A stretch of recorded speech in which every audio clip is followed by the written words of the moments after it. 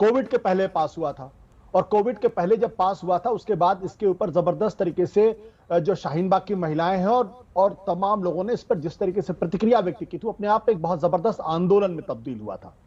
प्रश्न यह उठता है कि आज से तकरीबन 4.5 साल पहले जो कानून संसद से पास हुआ, उसको चुनाव के ठीक पहले, वो भी तब जब चुनाव की घोषणा होने वाली है, यानी 1 या 2 दिन पहले आप क्यों लागू करते हैं?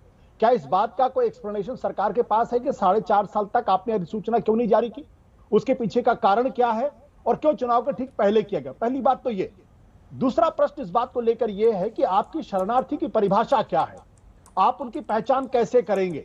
तो सीएए को बिना एनआरसी से अलग करके आप नहीं देख सकते हैं।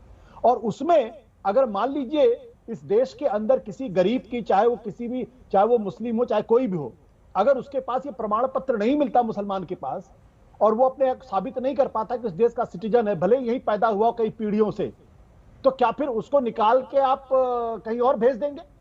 ये बहुत इंपॉर्टेंट सवाल है। और इसी सवाल को लेकर जो मुस्लिम तबके के अंदर ये एक भावना पैदा हुई कि दरअसल ये उनको टारगेट किया जा रहा है और उनकी नागरिकता को उनसे छीनने का काम किया जा सकता है। तीसरा प्रश्न इसमें जो लेकिन बांग्लादेश, अफगानिस्तान, साफ जो जानकारी दी गई है, जी ठीक है, जानकारी दी गई है उसमें साफ कहा गया है कि नागरिकता देने वाला है, नागरिकता लेने वाला नहीं है। फिर ये क्या अफवाह फैलाने के बराबर नहीं होगा कि कहा जाए कि मुस्लिमों से उनका पूछा जाएगा, अगर वो साबित नहीं कर पाएंगे तो उनकी सिटीजनशिप ले ली जाएगी? मैंने आपसे कहा कि सीएए को आप एनआरसी से अलग करके नहीं देख सकते, और दोनों एक दूसरे से लिंक्ड है, और इसीलिए दोनों को इसीलिए इतना बड़ा आंदोलन खड़ा हुआ था इस देश के अंदर, और अपने आप में जबरदस्त आंदोलन था। उसको किस तरीके से दबाया गया और कोविड की वजह से वो आंदोलन वापस हुआ था।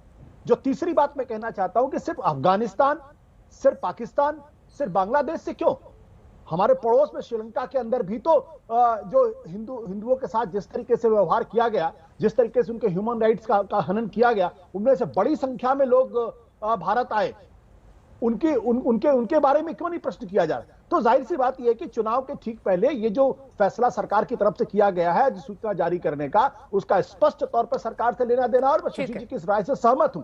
ये एक ट्रेलर है, हालांकि उन्होंने इस बात का एक्सप्लेनेशन नहीं दिया कि ट्रेलर किस संदर्भ में वो कह रहे हैं, लेकिन निश्चित तौर पर यह ट्रेलर है, और इस ट्रेलर को समझना चाहिए कि कहीं ना कहीं आने वाले चुनाव को खास तरीके से ध्रुवीकरण करने की कोशिश की जा रही है, क्योंकि उनको मालूम है कि जिस दिन ये कानून लागू होगा उसी दिन विपक्षी पार्टियां इसके ऊपर रिएक्ट करेंगी, और उसके बाद फिर वो जो पुराना हथकंडा है, जो पुराना तरीका है भारतीय जनता पार्टी सरकार का, भारतीय जनता पार्टी का, उस पर अमल शुरू होगा। ठीक, गौरव भाटिया जी।